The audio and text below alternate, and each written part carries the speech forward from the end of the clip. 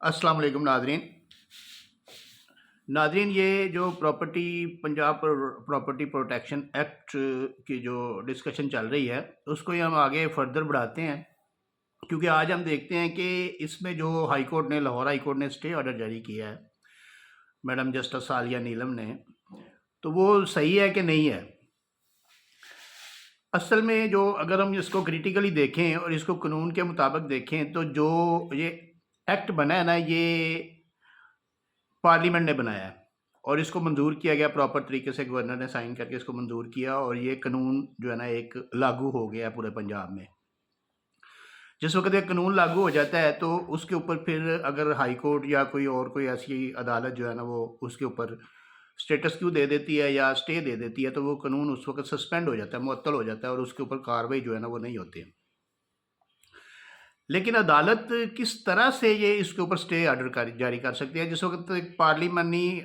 جو ہے نا پارلیمنٹ نے ایک قانون پاس کیا ہے اور اب آئینی عدالتیں بھی بن چکی ہیں،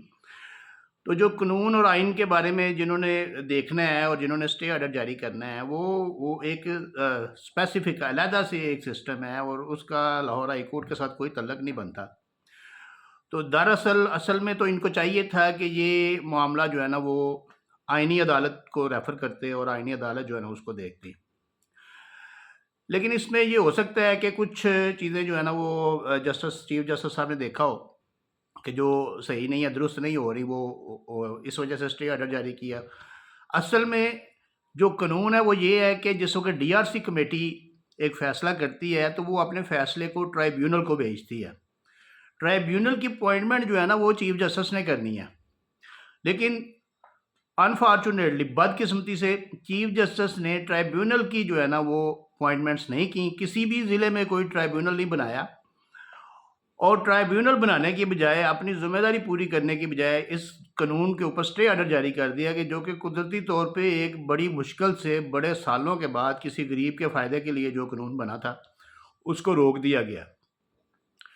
اگر یہ ٹرائیبیونل بنا دیتے، ہر ضلع میں ایک ٹرائیبیونل تو جج ہی ہے نا جو ان کے انڈر ہے، جو لاہور ہائی کورٹ کا جج ہوگا یا کوئی ڈسٹرکٹ جج ہوگا، ٹرائیبیونل بنا دیں گے تو پھر ڈی آر سی کمیٹی جو ہے وہ اپنا فیصلہ جو اپنی فائنڈنگز ہیں جو بھی ہے جو انہوں نے اس میں دیکھا، اگر کوئی قبضے کا کوئی کیس آتا ہے تو وہ جو بھی دیکھتے ہیں تو وہ اس کو ٹرائیبیونل کے بھیجیں گے اور ٹرائیبیونل اس کے اوپر ڈگری جاری کر کے پھر قبضہ واپس دلوائے گا، پھر ایک پروسیجر بن جائے گا، ایک پراپر طریقہ کار بن جائے گا۔ لیکن انہوں نے قانون پہ عمل نہیں کیا بلکہ قانون کو معطل ہی کر دیا۔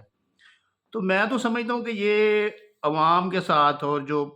پنجاب کی پبلک ہے، جو غریب لوگ ہیں جن کے مکانوں پہ امیروں نے قبضے کیے ہوئے ہیں، کیونکہ کبھی بھی ایسے نہیں ہوتا کہ کوئی غریب کسی امیر کے گھر پہ قبضہ کر لے یا امیر کی جائیداد پہ قبضہ کر لے، ہمیشہ ایسے ہی ہوتا ہے، کوئی طاقتور جو ہے نا وہ قبضے کرتا ہے اور غریبوں کی جگہوں پہ جو ہے نا جائیدادوں پہ قبضے ہوتے ہیں۔ مجھے اتنے فون آ چکے ہیں، اتنے میسیجز آ چکے ہیں کہ ہمارا قبضہ ہوا تھا، ہمارا اتنے سال 40 سال سے کیس چل رہا ہے، 45 سال سے کیس چل رہا ہے۔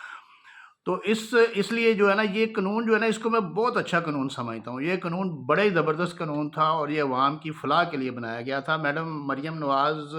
بھلے میں ان سے اختلاف کروں، بڑے نظریات میں ان سے اختلاف کرتا ہوں، ان کی پالیٹکس سے اختلاف کرتا ہوں، لیکن یہ اس قانون کی بابت میں یہی کہوں گا کہ انہوں نے بہت اچھا قانون بنایا تھا۔ لیکن اب اس کے اوپر جو ہے نا وہ میں ان سے ایک درخواست کروں گا کہ وہ اس کو سپریم کورٹ میں باقاعدہ چیلنج کریں اس فیصلے کو، اور اس قانون کو جو ہے نا وہ لاگو کروائیں، پراپر طریقے سے لاگو کروائیں، تاکہ غریب کو تھوڑا بہت انصاف مل سکے۔ شکریہ۔